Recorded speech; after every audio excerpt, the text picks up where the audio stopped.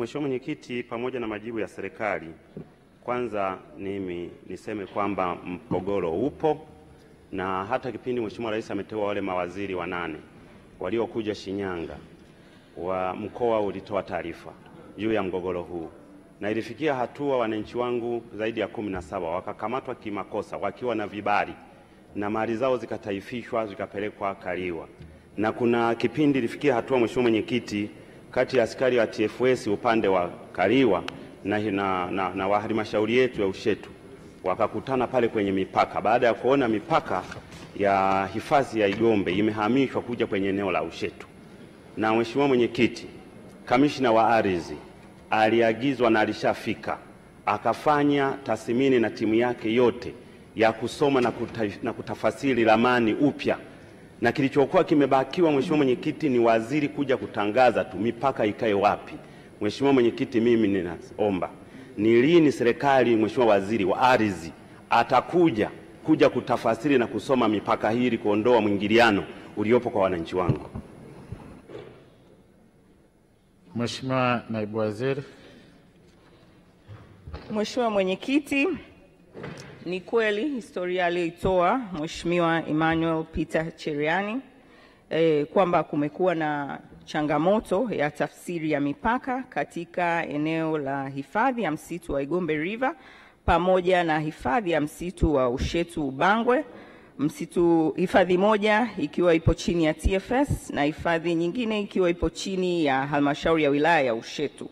Lakini kama alivyotoa yeye mwenyewe historia, jambo hili limefanywa kazi na kufikia ukingoni.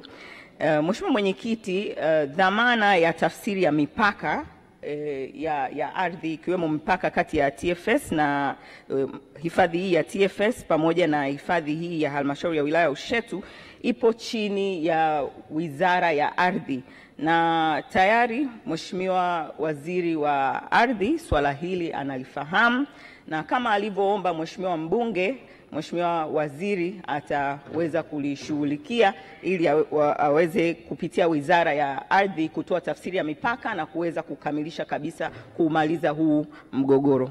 Mheshimiwa Mwenyekiti, hilo ndo ninaloweza kumjibu Mheshimiwa mbunge. Kwa hiyo akae na amani, serikali ipo kazini na itakuja kutatua mgogoro huu katika jimbo lako Mheshimiwa mbunge.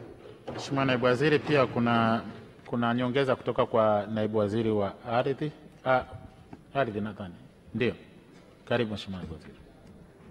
Mheshimiwa Mwenyekiti, ni kweli kwamba swali hili lilikuwa lielekezwe wizara yetu kwa sababu lina mekanizmu ya kiutendaji, lakini nataka tu nimhakikishie Mheshimiwa mbunge kwamba baada ya maswali na majibu tutakutana ili tuweze sasa kulijengea hoja ambazo zinaweza. Ni kweli kabisa lilishafanywa kazi kwa kiasi kikubwa sana, na hii baada ya maswali na majibu tutakutana na mhusika ili tuweze kuyajenga vizuri, kuyafikisha kwenye eneo halisi. Asante sana Mheshimiwa Pinda, nakushukuru pia. Mheshimiwa Naibu Waziri TAMISEMI pia ninakushukuru, asante sana. Asante sana. Tunaendelea na ofisi ya Makamu wa Rais Muungano na Mazingira.